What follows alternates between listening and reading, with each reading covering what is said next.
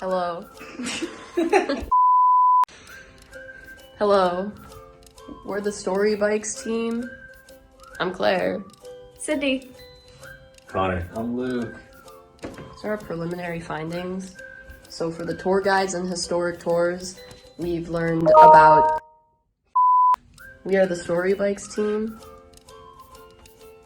Animation. So for tour guides and historic tours, we've found information that has been lining up with our research. So we've asked questions about technology, engagement, personalization, and relevance in tour interviews, and we've found different ideas about visual aids that are beneficial during tours. So using paper sometimes people say is better than using an iPad because of the glare on the sun, but other people like the iPad better because carrying around a bunch of papers isn't great.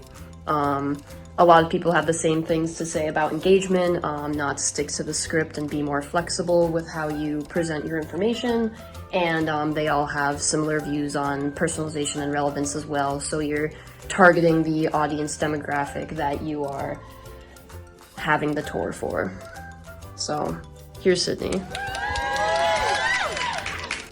So next up, we looked at these next 3 points. The first one is a modern versus a factual approach. So some tour guides found it was beneficial to engage with their audience by showing what's physically there and kind of relating it back to what's modern or like future references rather than just focusing on the historical aspects of what happened in the past.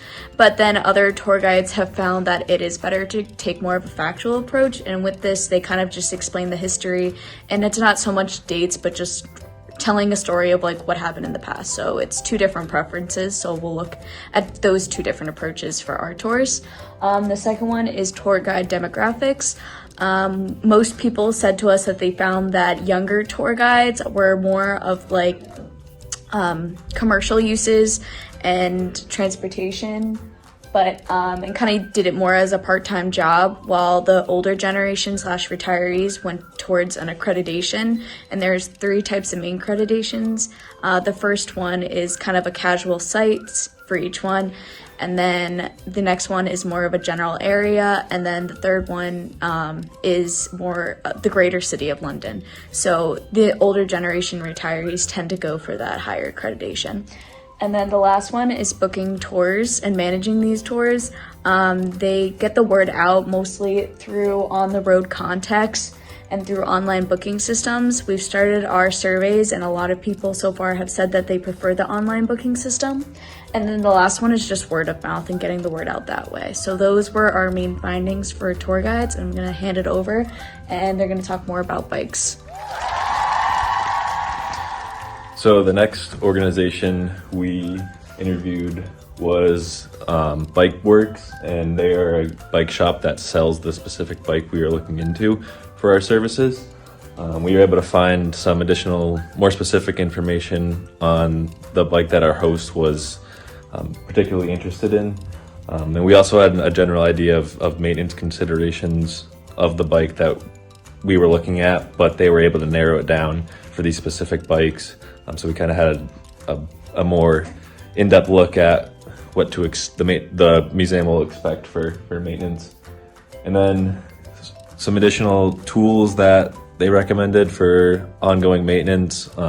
This is more everyday maintenance of the bike as opposed to long-term overhauls and actions of that nature, which will be mostly carried out by the bike shops themselves.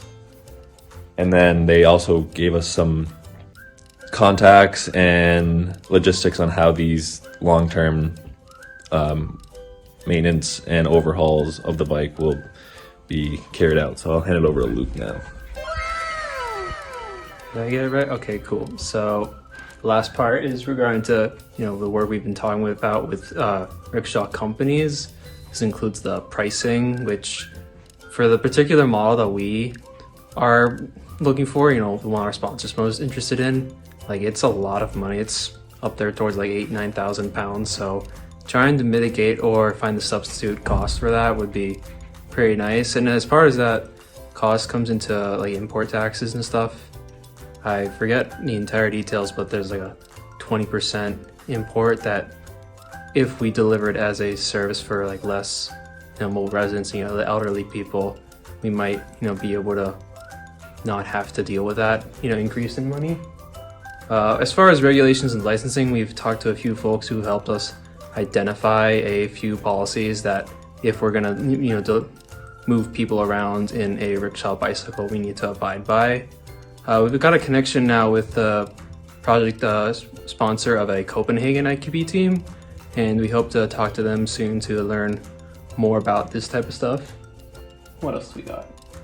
Booking strategies, just learning how to actually advertise and have the service up for something you can go and click on reserve. How do people go and manage a touring service? It kind of goes in tandem with some of the touring research. And employee demographics and advertising, again, I can't speak too much on those myself, but it's like we learn who all is a part of this service and who all would actually be available to go and run these type of services and stuff like that, as well as how to advertise and get how do most companies normally get around to making their business successful. So what do we do now? Oh, this is your phone.